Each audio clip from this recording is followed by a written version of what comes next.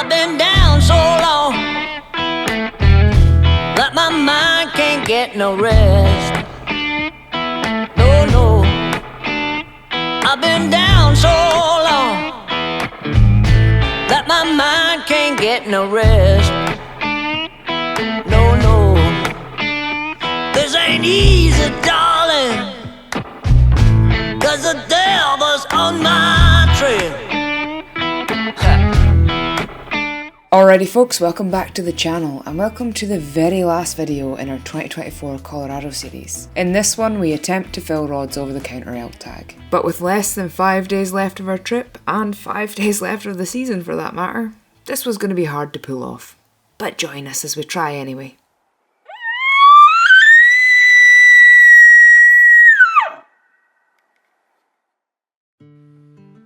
That first morning we helped out our friend Scott in his unit again.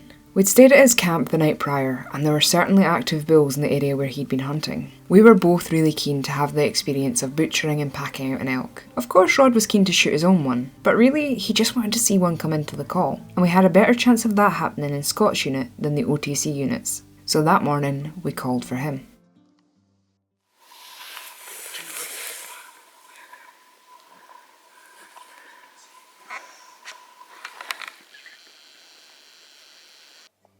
There were some elk out in the open on the private. The plan was to work our way along the boundary, setting up calls to see if we could entice them back in.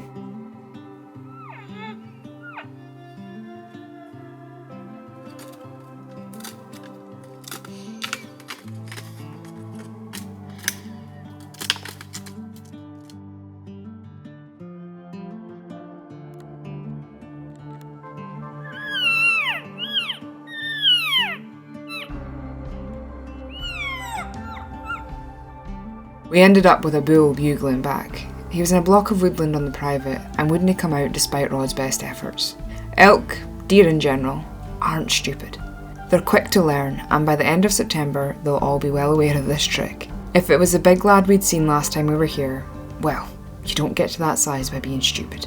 Still, Rod got to have a screaming match with a bull, so in the end it was a good morning. The camera audio didn't pick up the real bull very well, and he's hard to hear over the coyotes singing in the dawn, but listen carefully and you'll hear him.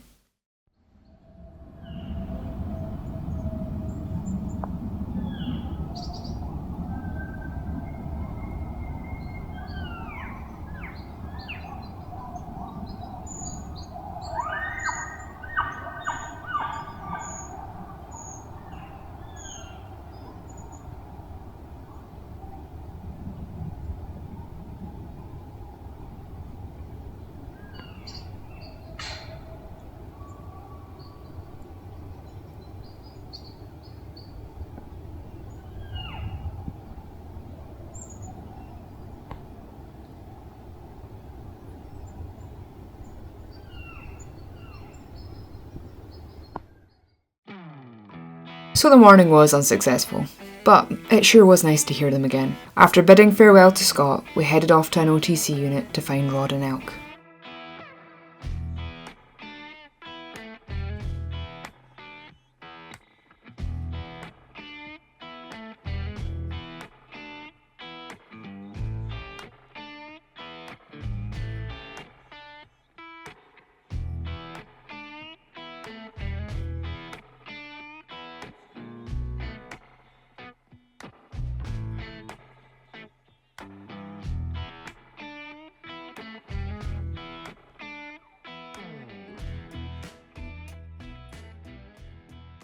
We've moved units and we're trying to see if we can find some elk.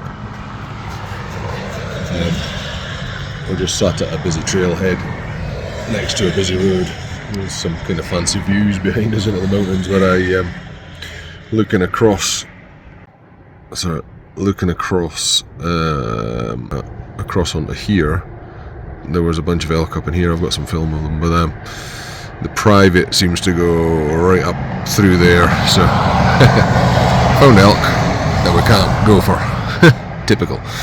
Anyway, so hopefully we're going to go up in here and see if we can find anything up in here.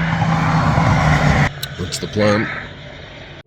We'd seen a lot of dead elk on the road in this area, and it was a very, very touristy bit. which meant a lot of dog walkers, a lot of hikers, and a lot of mountain bikers, but not a lot of hunters. In our experience here and back home, these bits can often be little honey holes for finding game. Areas where the disturbance is high, but they're not directly pressured by hunting. Due to the amount of roadkill elk, there had to be some living here. There was a thick band of private forestry between the road and the unit. Our guess was that the elk were probably holed up in there during the day, and that they probably went downhill at night to feed, hence the roadkill. But maybe they'd come onto public land. So we went for a wander to look for sign. If we found some, we'd wait until dusk in the hopes of intercepting them. But alas, it was not to be. There was very little in the way of elk sign up here. A lot of mule deer sign, however, but nothing that signalled that elk were feeding here. Personally, if I was an elk, I wouldn't want to come off the private either. We set off early that next morning with the plan of getting as deep in and as far away from folk as we could. At last, we were going to have a long walk. Our theory of unlikely places had paid off last year, and it had paid off this year for the deer and the bear, but it seemed we were going to have to cover some ground to find unbothered elk this time around. There were hunters everywhere. There usually is on public land in Colorado, but this year seemed especially busy, which is understandable, for 2024 is the last year of non-resident over-the-counter archery elk tags in this state. Next year, all non-resident tags will be done via the draw, and the amount of non-resident tags will be limited. As we pushed on, we ran into more and more elk sign. There had been elk here, recently. There were a lot of slots, a lot of heavy browsing, and some shit that was fresh-ish. This was starting to look promising. It might be an unpopular opinion, but I do think that these coming changes could be a good thing. These elk are pressured deer, to the point where chances of a successful hunt on public land are small. And when tags aren't getting filled, management quotas aren't getting reached. The pressure in September alters elk distribution and changes their behaviour. It's not a secret that many elk have fallen silent. Though this heavy pressure only lasts for a month and probably doesn't have long-lasting effects on the habitat, it affects the elk and their hunting. Calling in elk is a skill, and it's a traditional way of hunting. To lose that because the elk don't call back anymore would be a crying shame. I love that we, as British citizens, can go over to America and hunt unguided, but I do believe that locals come first, anywhere in the world. If the quality of hunting is being ruined by too many people, then those non-native to the state should be restricted first.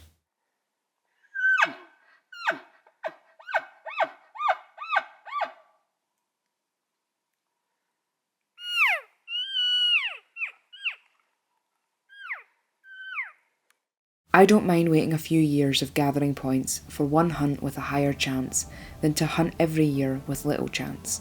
Quality over quantity is far better in my opinion. I do worry about how the decrease in tourists will affect local businesses, however. Besides skiing, hunting and fishing is Colorado's biggest draw for tourists, and tourists bring income. I am pro public land. I believe having access to hunting fosters a sense of ownership and responsibility in the public that leads to a country having a strong hunting culture and ensures natural spaces are protected. I like how the American system creates jobs and funds conservation, and I like how it gives local people access to venison and wild game. But this is the flip side. Heavy pressure can result in high disturbance to quarry and other wildlife, and a decreased quality of the hunt. Yeah, the seasons are short, and so the disturbance is short-lived, but for locals, not being able to fill your freezer on account of hunting tourism isn't fair. The American system has got its pros, and it's got its cons. As with all things, there's nuance here. We worked our way up and through some quarries, constantly seeing elk sign as we went. The slots and shite were fresh, but the rubs on the trees all seemed to be a few weeks old. We bugled and cow-called to no answer. A snowstorm had started brewing on the next hill over, and we began working our way down. As we came through a meadow, we found the remains of a carcass. The bones still had some flesh, and the smell was ripe. It had been butchered, and the skull was missing. More than likely, it was a bull. That's probably why the rubs were old. The fresh sign was likely from his cows. You would have hoped a satellite would have taken over, but without laying eyes on the herd, how would you know? Not that it would have mattered. Rod would have been happy with a cow. But with the sleet creeping in behind us, it was time to call it quits. I don't like elk. I'm going for Starbucks.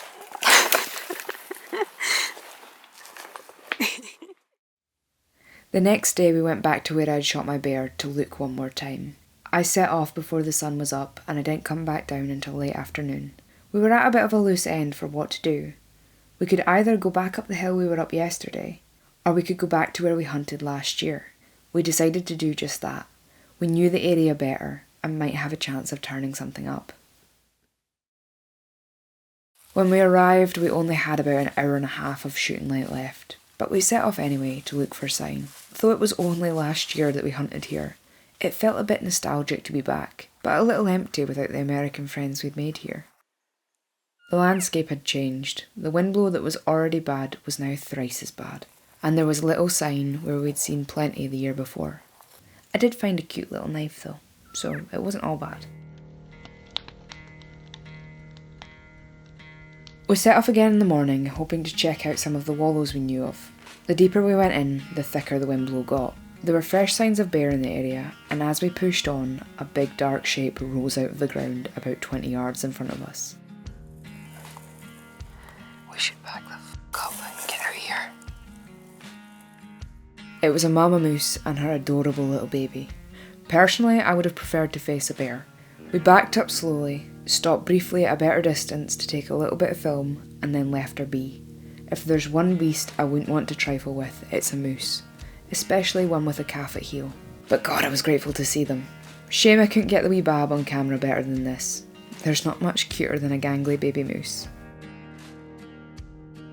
We took the long way back to camp. With no elk sign, moose roaming about, and a wall of windblow, this all just felt like a hide into nothing.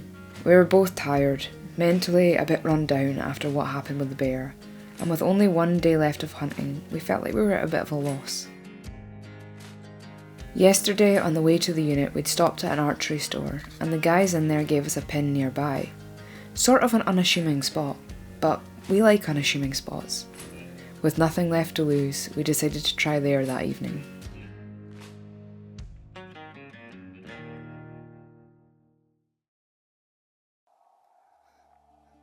There was a lot of elk sign here. There was a lot of sign of everything here.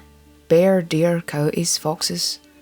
We took the rental up some questionable roads and then set off on foot.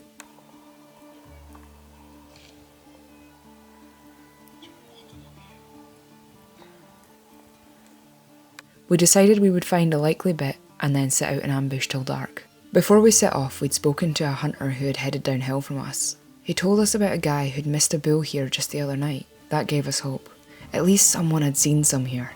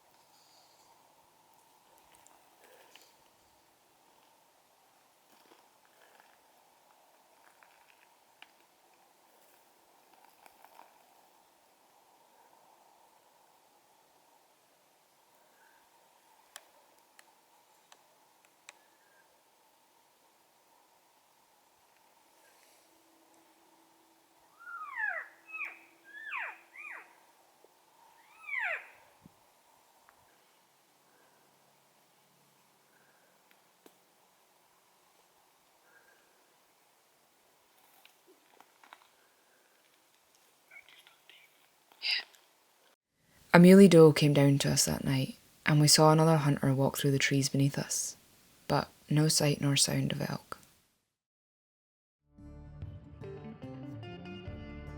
We had one day left of hunting. It was the last day of the season, and tomorrow we'd be back on a plane heading home. We could return to where we were last night, but we knew there was going to be at least 2 other hunters in that area, as we'd spoken to them the night before. We could try somewhere new, but with no real leads of where to go, it seemed a bit like pissing in the wind. So we decided, fuck it, let's be tourists. Look! Scotland! Let's rewild the place.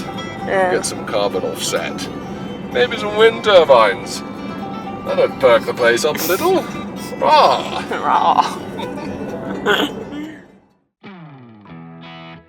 We decided to go to the Rocky Mountain National Park, and then on to Estes Park. If we couldn't hunt an elk, then at least we get to see some.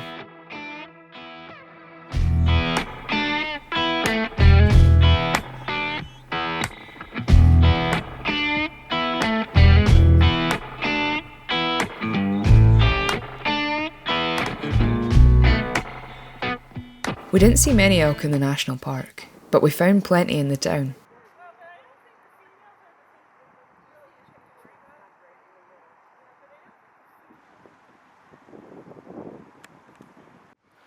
Stop to take photos of the elk. Please don't stop to take photos of the elk.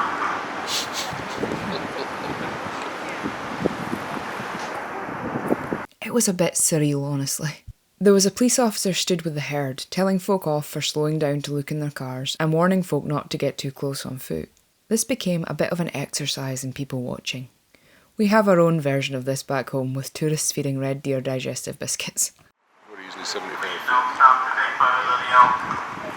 That's the cars. Guys, come on.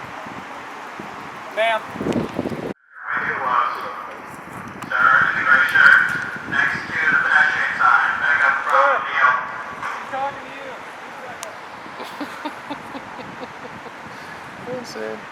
Walk way farther back, sir.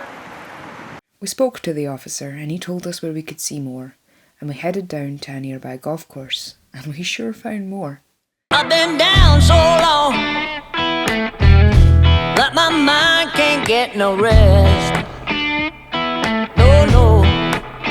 I've been down so long that my mind can't get no rest. No, no. This ain't easy, darling, 'cause the devil's on my trail.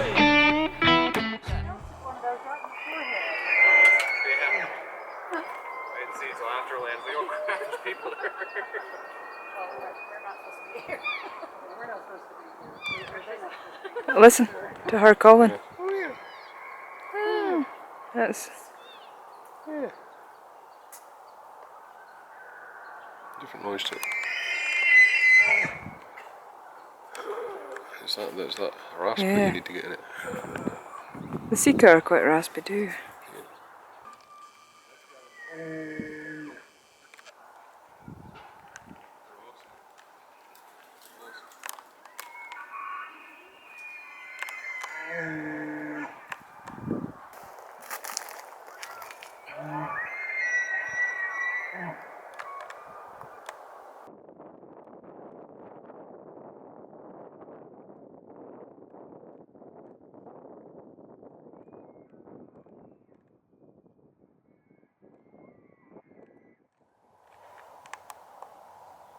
You might get you might come running over here. So Yeah, no, I'll get ready to go. things are on their feet and it's gonna get busy. Yeah.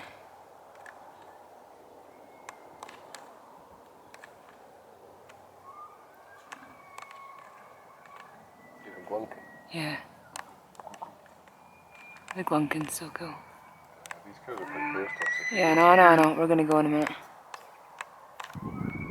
Starts walking again, we'll stand up and get behind something. Just in case.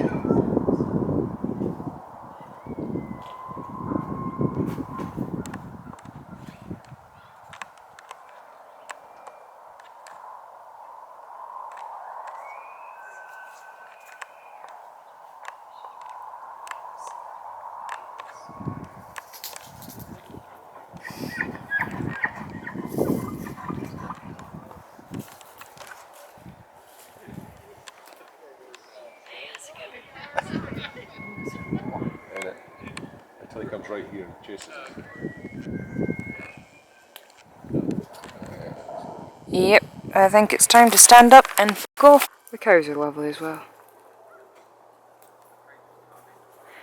They are just big reds though, aren't they? Oh.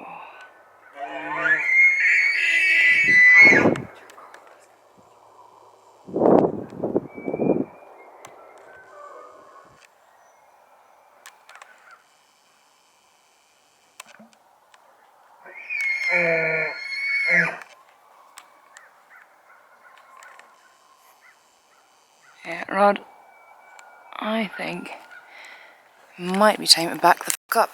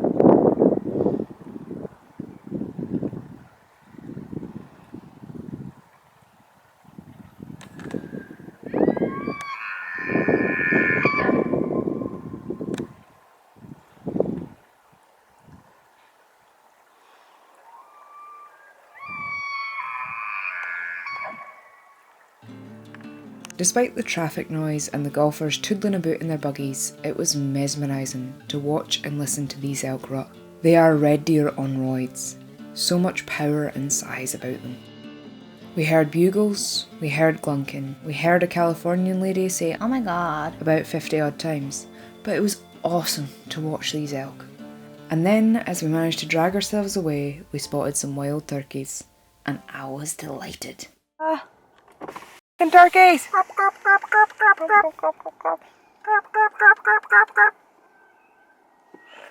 at them go! And so that's that, folks. That was our trip to Colorado this year. Thanks for watching, and I hope you enjoyed these videos. I don't think I'll be able to afford to go back next year, but I'm hoping to try again for a black bear in 2026. In the meantime, however, there's plenty of videos to come from our side of the pond, so stay tuned and I'll catch you in the next one.